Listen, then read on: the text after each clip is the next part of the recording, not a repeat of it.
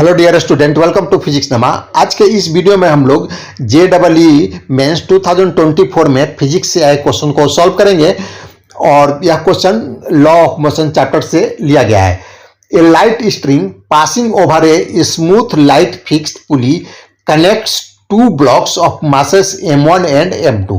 If the acceleration of the system is g/8, then the ratio of masses is। जैसा कि आप diagram में देख रहे हैं कि दो ब्लॉक्स हैं m1 और m2 मासेस का, और इनको स्ट्रिंग द्वारा एक पुली से अटैच किया गया है। जब हम इसको रिलीज करेंगे तो इसका जो सिस्टम को रिलीज करेंगे तो इसका जो एक्सेलरेशन है g/8 है।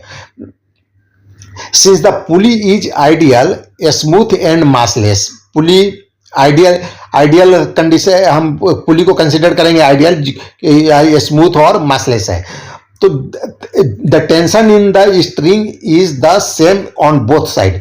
तो दोनों साइड का जो स्ट्रिंग है, m1 मास के साइड का और m2 मास साइड का स्ट्रिंग, दोनों का टेंशन सेम होगा क्योंकि स्ट्रिंग लाइट है और पुली स्मूथ है।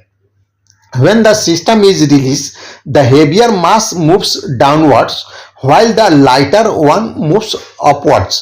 This causes an acceleration A which you are given A equal to g/8। जब हम सिस्टम को रिलीज करेंगे तो जो हेवियर मास है, इस केस में मान लेते हैं कि m1 हेवियर मास है, तो यह डाउनवर्ड डायरेक्शन में मूव करेगा और m2 लाइटर है m1 के कंपेयर में, तो यह अपर डायरेक्शन में मूव करेगा और इन दोनों का जो एक्सेलरेशन होगा वह g/8 के इक्वल होगा। क्वेश्चन में दिया गया है। तो अब हम न्यूटन्स के सेकेंड लॉ को दोनों मास पर अप्लाई करेंगे। तो देखिए m2 मास पर कौन कौन सा फोर्स लग रहा है इसको देख लेते हैं। m2 पर डाउनवर्ड डायरेक्शन में लगेगा एक्सेलरेशन, ग्रेविटेशनल फोर्स लगेगा, यह हो जाएगा m2g के इक्वल, और स्ट्रिंग का टेंशन है यह अपर डायरेक्शन में लगेगा। उसी तरह m1 मास पर टेंशन ऊपर की तरफ लगेगा और डाउनवर्ड डायरेक्शन में इस पर जो ग्रेविटेशनल फोर्स है m1g के इक्वल लगेगा। अब हम न्यूटन्स के सेकेंड लॉ को अप्लाई करते हैं m1 मास पर। तो m1 मास डाउनवर्ड डायरेक्शन में मूव कर रहा है, यानी हेवियर है m2 के कंपेयर में। तो हम इसको इक्वेशन को ऐसे लिख सकते हैं m1g माइनस t।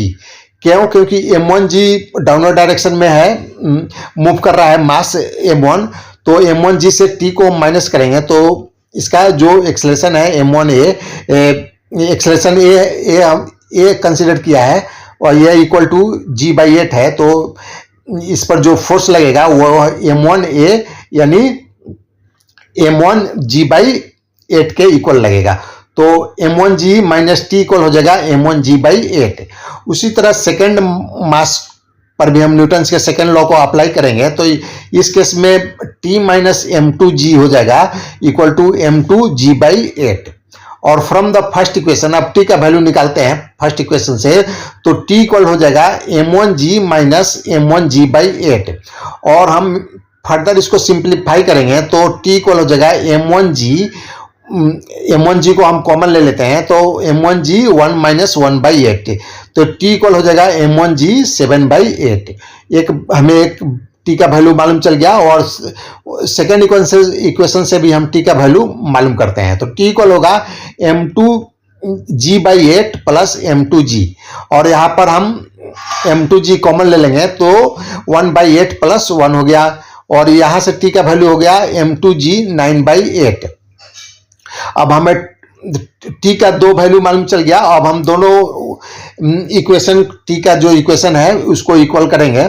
तो ये देखिए m1g 7/8 इक्वल हो जाएगा m2g 9/8, और g दोनों तरफ है तो इसको कैंसिल कर देते हैं। तो अब हम इसको सॉल्व करके m1/m2 निकाल सकते हैं। तो यह हो जाएगा 9/7, यानी दोनों मासेस का रेशियो होगा 9/7।